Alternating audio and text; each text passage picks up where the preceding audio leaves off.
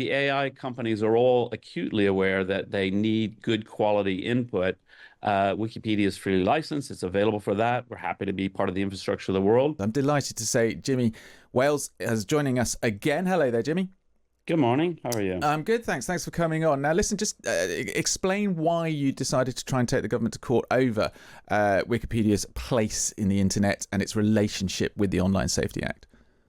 Yeah, well, our biggest problem with the Online Safety Act as it applies to Wikipedia or could potentially apply to Wikipedia is that it may require us, if we're, in category one, which is the highest, category, to identify users globally before they're allowed to participate and edit entries and controversial topics and so on. That's really completely unacceptable and makes no sense. It has nothing to do with online safety. It's just a matter of how the act was written that's left this sort of odd place that the government can definitely fix, and they should do as quickly as possible. So there was a clause in the act that meant, or your lawyers told you, meant you would have to identify Wikipedia's, I mean, you've got thousands, hundreds of thousands of editors, haven't you? Hundreds of thousands. And basically it's, any troll or any dictator could edit Wikipedia and block everyone who disagrees with them. And then those people would have to identify themselves before they would be allowed to edit again, which doesn't make any sense, but there we are. But you lost that court case. So on what point did the court decide that your argument wasn't valid?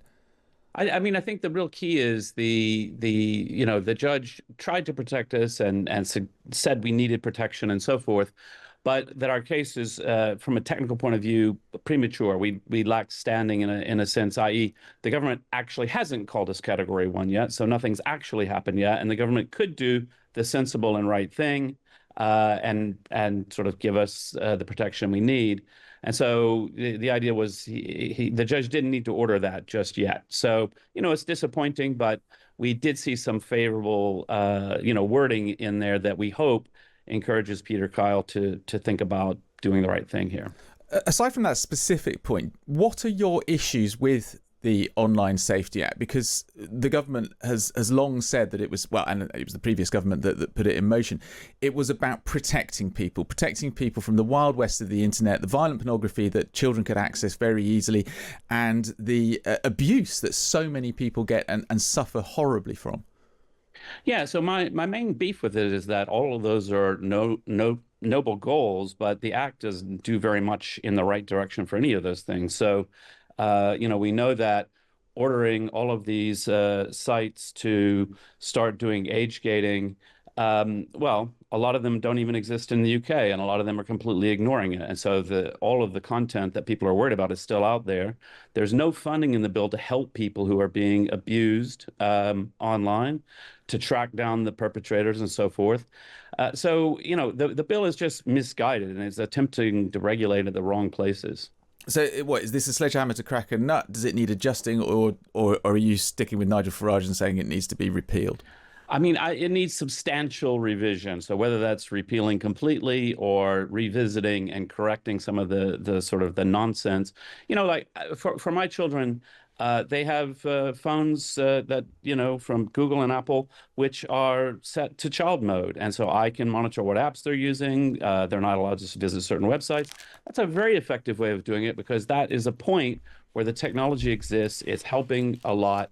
And attempting to sort of regulate millions of websites all around the world is just, it doesn't make any sense. It's the wrong approach. So, well, what is the right approach then? Because, I mean, you're a sensible parent. You obviously have a responsible attitude towards the way, and you should know a few things about it, Jimmy, given that you set up Wikipedia. Yeah. You know how the internet works, and you know how bad it can be. The government is trying to protect people, it says here, and the age restrictions that have come in and the ability to go after companies who aren't, or certainly ones operating in this jurisdiction, who aren't abiding by the act, does, they say, offer considerably more protection to consumers.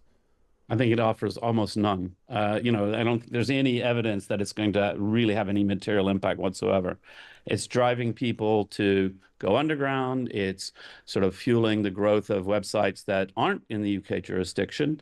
And, it's causing sites like Reddit to have to age gate content that actually we would like teens to see. For example, stop smoking forums. Like that's actually something that's really important. If a young person has gotten sucked into the world of vaping and they think I really shouldn't be vaping, I want to stop it. Well, good luck trying to get information because now the places they would go for that are being age gated. So it's, like we need to rethink the whole thing. It's not really helping people. Okay, we're going to just tweak the direction this conversation is going in, because you've reportedly upset some Wikipedia editors by suggesting that AI could improve the article creation process on Wikipedia. We've got NVIDIA, the huge AI chip engine maker, giving its results later this afternoon, I think this evening actually in UK time. Should we be wary of using AI? Is that going to get caught up in various nets by the Online Safety Act, or have you got standalone concerns about using it in general? Well, I mean, I think that the use of AI in supporting our community and editing Wikipedia is something that I think really is super interesting and really should be explored. I don't actually think anybody's upset about anything. The Wikipedia community is very appropriately cautious because what we know about AI is that it hallucinates a lot, it makes stuff up, it gets a lot of things wrong. Things that were leveled at Wikipedia when it first arrived. Of course, yeah, of course. So hopefully AI continues to improve.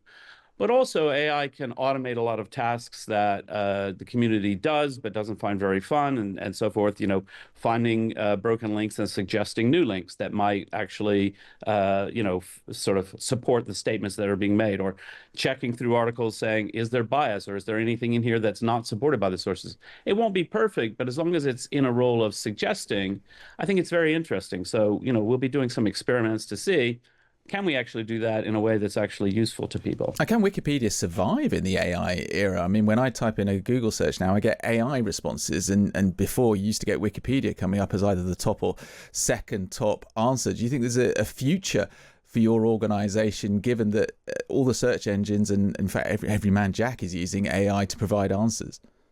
Yeah, I mean, what we're seeing so far is we've seen no really material impact on traffic. One study was done to say, in traditional search results, Wikipedia was on the first page for 3% of the results, and now we're linked to by 6% of the AI results. So because AI depends so heavily on Wikipedia, it cites us quite a lot. Now people click through a little less, so the traffic kind of balances out. But obviously the AI companies are all acutely aware that they need good quality input. Wikipedia is freely licensed. It's available for that. We're happy to be part of the infrastructure of the world. And so, we do think there's a place for human curation for the foreseeable future. Jimmy, you're rapidly becoming a friend of Times Radio. I hope we get to speak to you again in the near future. It's always fascinating. Great. Thanks very much for Yeah, coming anytime. on.